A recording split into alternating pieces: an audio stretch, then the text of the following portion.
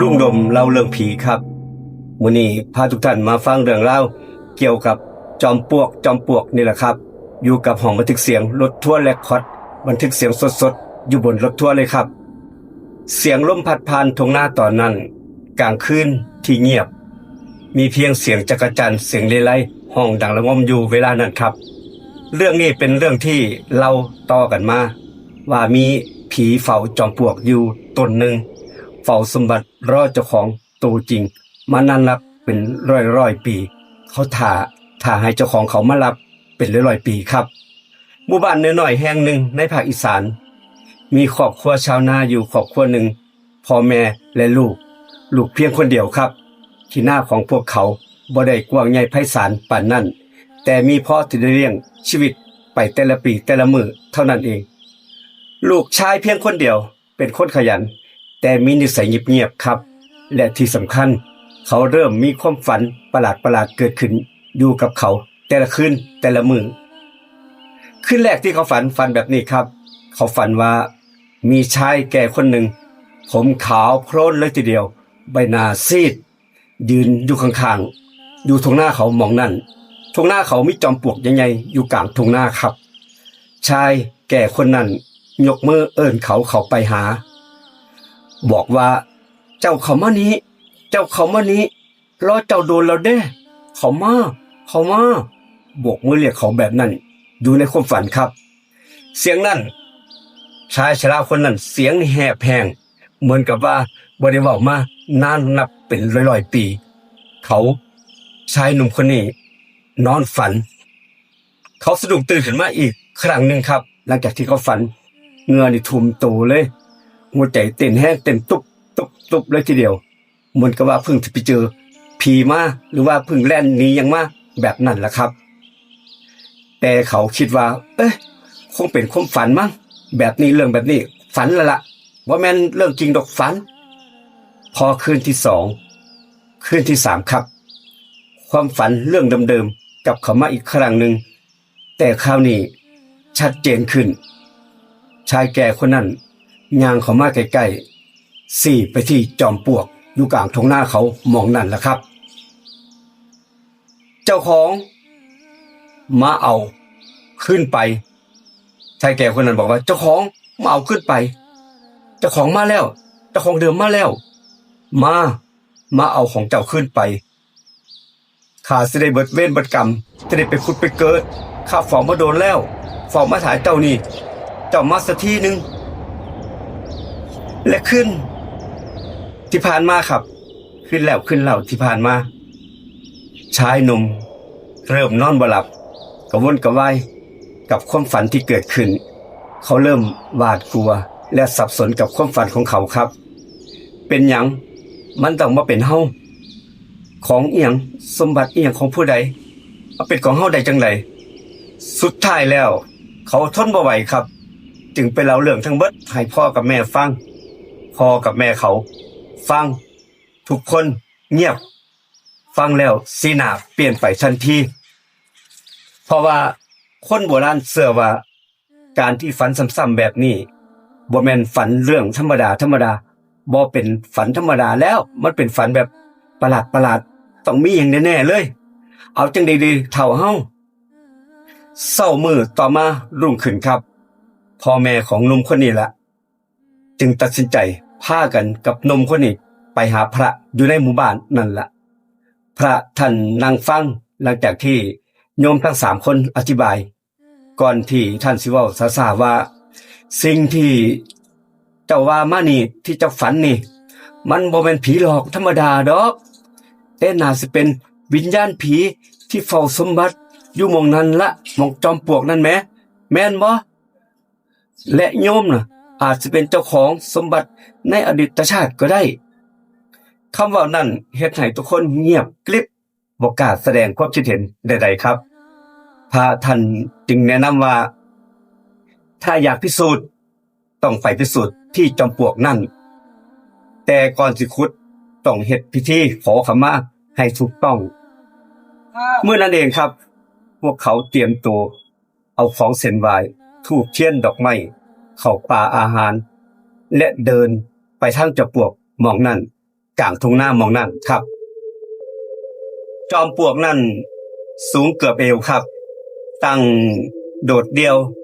เหมือนกับว่ารอผู้ใดสักคนหนึ่งเข้ามาเฮ็ดหมองนั่นหรือว่าเก็บไว้หมองหันบ่มีผู้ใดกล้าไปแตะมันจอมปลวกบรรยากาศรอบๆมื้อนั้นตอนที่เฮ็ดพิธีครับเงียบผิดปกติลมก็บ่มี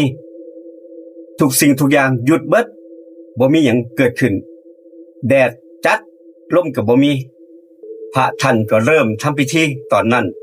เสียงสวดบทดังกันกึกก้องไปกลางทุ่งนาหากแต่ว่ามีสิ่งอื่นใดได้ล่วงเกินเจ้าที่เจ้าทางอยู่หมู่นี้ลูกขออโหสิกรรมทั้งหลายนี่แหละทั้งเจ้าของนาแล้วก็ทั้งพระนี่แหละญาติโยมที่มาเฮ็ดพิธีนี้ขออโหสิกรรมบ่ได้มาล่วงเกินใดๆทั้งสิ้นหลังจากที่เสร็จพิธีครับชายชะกาจ 3-4 คนที่มาซอยกันเริ่มลงมือขุดทันทีขุดไปขุดมาครับ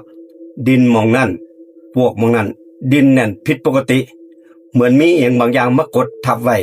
ฝังอยู่ด้านล่างอาจสิมีสิ่งที่เหลียวบ่เห็นหรือว่าเกิดที่หนุ่มคนนั้นฝันแม่นอีหลีหรือว่าแบบใดครับเวลาผ่านไปหลายชั่วโมงเขาขุดชายชะกาจคนนั้นกลุ่มนั้นขุดลงไปลึกเกือบ3 เมตรและแล้วสิ่งที่เจออีกคนหนึ่งตะโกนขึ้นมาว่าเจอแล้วเจอแล้วเจอแล้วเสียงตะโกนดังขึ้นมาสิ่งที่ปรากฏขึ้นคือไหโบราณครับใบใหญ่มีฝาปิดสนิทสภาพยังสมบูรณ์บ่มีสนิมบ่มีร่องรอยผุพังครับเหมือนกับว่าเพิ่งฝังมาได้บ่โดนทั้งที่มันควรสิอยู่มานับเป็นร้อยๆปีทุกอย่างสภาพไหสภาพ 100% ครับบ่มีหยังผุพังทุกคนมองหน้ากันด้วยความตื่นเต้นหัวใจเต้นตึบๆๆไปตามๆกันทั้งพระทั้งโยมทั้งเจ้าของนาทั้งชายชะกาจ 3-4 คนนั่นครับซอยกันยกไหขึ้นมาขณะนั้นเองจากแดดที่เคยร้อนจากลมที่บ่เคยพัดแล้วจู่ๆแดดที่จัดเมฆดำก้อนบักใหญ่ลอยมาบังแสงอาทิตย์ไว้ลมเย็นๆพัดมาวูบพันตู่ทุกคนไปตอนนั้นทุกคนขนลุกความรู้สึกเหมือนมีบางอย่างมองเห็นมองอยู่มองนั้นทุกคนขนลุกไปทั้งตัวฝาไหถูกเปิดออกซ่าๆทุกสายตาจ้องมองไปด้านในของไหนั่นแหละครับแต่สิ่งที่อยู่ด้านในทุกคนถึงกับตะลึงบ่แม่นทองคำอย่างอื่นใดแต่มันคือกำไลนาคเงินโบราณจำนวนมากครับลวดลายวิจิตรงดงามเลยทีเดียวเหมือนของมีค่าในสมัยโบราณครับพระท่านมองเพ่งพินิจแล้วเว้าขึ้นเบาๆว่าของพวกนี้มีค่าหลายเด้อโยมมีค่าหลายกว่าทองอีกและมีแรงบางอย่างผูกติดอยู่กับสิ่งของพวกนี้กับสมบัติพวกนี้ล่ะโยมเอ้ยพระท่านจึงแนะนำว่าให้นำไปเก็บไว้ในวัดก่อนอย่าเพิ่งนำกลับบ้านเดี๋ยวมันจะเกิดเรื่องอาถรรพ์เรื่องอาเพศเกิดขึ้นกับพวกเจ้าเสื้อคอยคืนนั้นชายหนุ่มลูกชาวนานี่แหละครับกลับไปนอนด้วยความสับสนคืนนั้นและแน่นอนแหละครับเขาฝันอีกครั้งหนึ่งฝันแบบนี้แหละครับฝันเห็นชายแก่คนเดิมมาปรากฏโตวขึ้นในความฝันแต่คราวนี้ใบหน้าคนแก่คนนั้นดูเงียบสงบขึ้นคำเว้าที่คนแก่ในความฝันเว้าว่าข้าเบิดหน้าที่แล้วข้ารอเจ้ามานานเป็นร้อยๆปีเจ้ามาเอาของเจ้าไปเบิดห่วงแล้วข้าเบิดห่วงแล้วสิได้ไปพุทธไปเกิดจากนี้ไปมันบ่เป็นของข้าแล้วมันเป็นของเจ้าเด้อ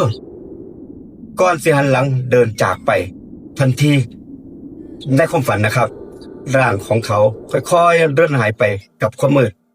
ที่อยู่ในความฝันของชายหนุ่มคนนั้นตะโกนเอิ้นถามแต่บ่มีเสียงตอบกลับเดี๋ยวก่อนตา เดี๋ยวก่อนถาก่อนบ่มีเสียงตอบกลับจากชายแก่คนนั้นคืนนั้นเป็นคืนสุดท้ายที่ชายหนุ่มคนนี้ที่ฝันเห็นชายแก่คนนั้นและแล้วเวลาผ่านไปหลายปีครับเรื่องของไหโบราณกลางจอมปลวกเริ่มแพร่กระจายออกไปทั่วสารทิศนักโบราณคดีเขามาตรวจสอบและพบว่าของเหล่านี้มีอายุหลายร้อยปีเป็นของหายากและมีมูลค่าสูงคักสุดท้ายแล้วสมบัติเหล่านั้นถูกนำไปจัดแสดงสร้างชื่อเสียงสร้างรายได้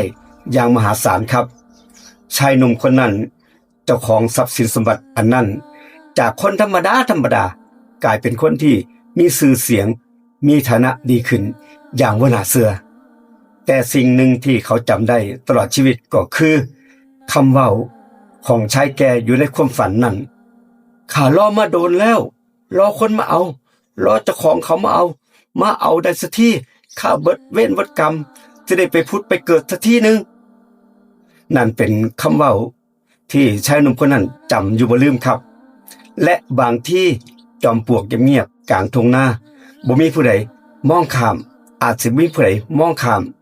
อาจสิมีบางสิ่งที่เฮามองบ่เห็นกำลังรอไผบางคนมาขุดมาเอาไปเหมือนที่หนุ่มคนนี้เคยเจอกับตัวเองบ่นานนับเป็นร้อยๆปีที่บ่มาเอา